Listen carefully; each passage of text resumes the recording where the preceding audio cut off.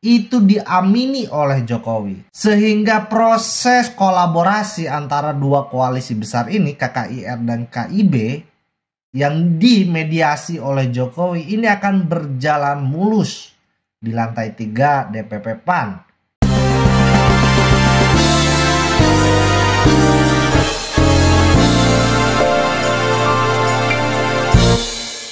Assalamualaikum warahmatullahi wabarakatuh. Selamat datang di YouTube dan selamat datang di channel Catatan Isu, tempat di mana kita berperspektif terhadap sebuah isu.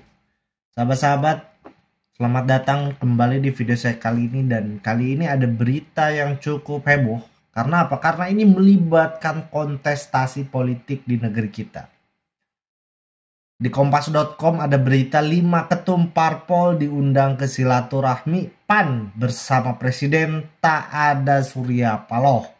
Jadi kalau kita lihat secara kacamata politik, kegiatan yang dilaksanakan oleh PAN silaturahmi Ramadan ini bentuk kode di mana di dalamnya yang diundang oleh Zulkifli Hasan adalah hanya partai-partai yang berkoalisi di pemerintahan Jokowi. Kita baca beritanya. Ketum PAN Zulkifli Hasan mengatakan 5 ketum parpol bakal hadir dalam acara silaturahmi Ramadan bersama Presiden RI yang digelar di kantor PAN.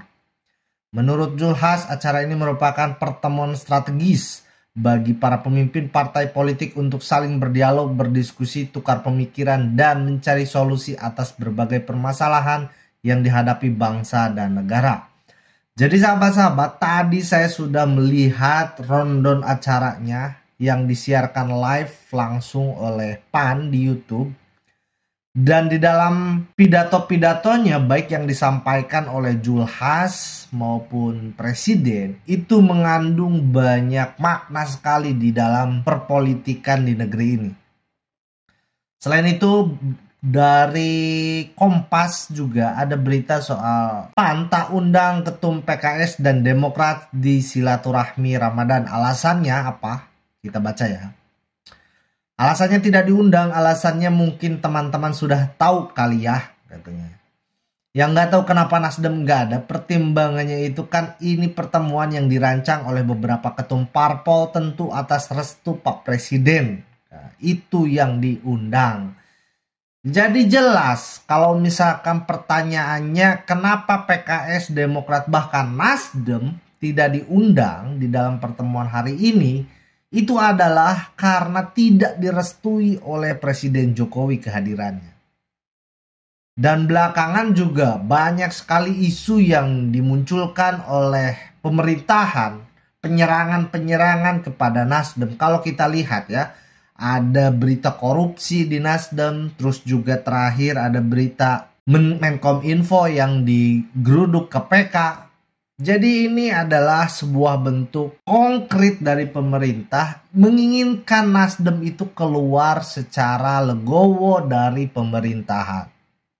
Kita saksikan juga nanti minggu depan katanya bakal ada reshuffle menteri. Saya sih berharap si Nasdem ini keluar ya. Pertemuan Jokowi dan ketum parpol pendukung berlanjut tertutup di PAN.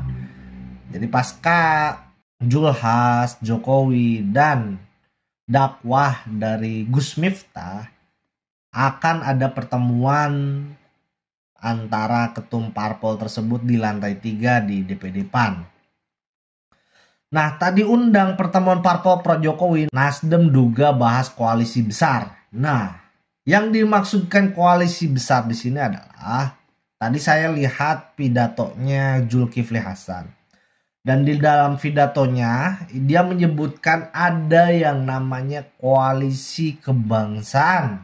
Nah, koalisi kebangsaan itu apa? Itu koalisi yang dibangun oleh beberapa parpol pendukung Jokowi yang berkomitmen mendukung Jokowi sampai akhir periode.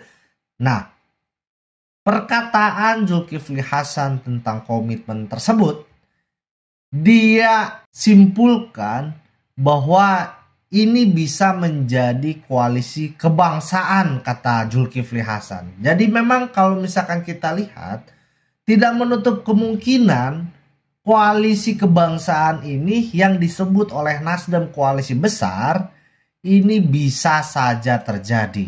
Kenapa? Dengan hadirnya Golkar, P3, PAN, terus juga ada KKIR, yaitu Gerindra dan PKB, ini adalah dua koalisi yang sudah fix dan bisa direkatkan oleh Jokowi dalam hal ini ya. Karena apa? Karena PDIP buka suara tak hadir silaturahmi Jokowi ketum parpol di DPP PAN. Karena PDI tidak hadir di dalam pertemuan tersebut. Kenapa saya bilang PDI tidak hadir padahal di dalam acara tersebut ada Jokowi?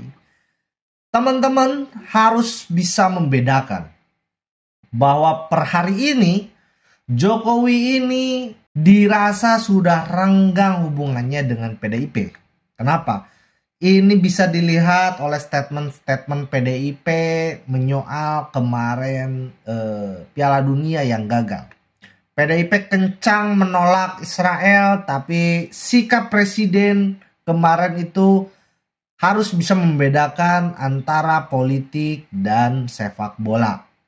Nah, perbedaan tersebut yang semakin kencang, saya melihat ini dimanfaatkan oleh koalisi KKIR dan koalisi KIB untuk merekatkan dua koalisi besar ini di atas tangan Jokowi. Dan bisa kemungkinan ini akan menjadi 3 calon presiden. Nanti akan ada PDIP dengan koalisinya yang dengan partai-partai kecil. Lalu ada koalisi kebangsaan yang gabungan dari KKIR dan KIB.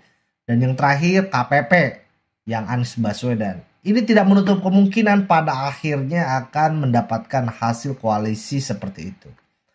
Kembali lagi ke dalam silaturahmi Ramadan yang diadakan oleh PAN.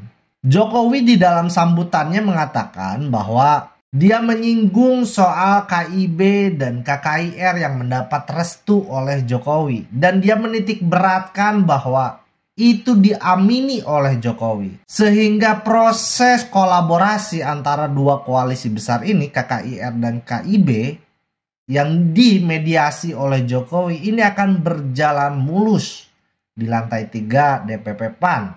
Ini akan berjalan mulus ini teman-teman. Jadi kita saksikan berita selanjutnya dan ditutup. Wassalamualaikum warahmatullahi wabarakatuh. Bye.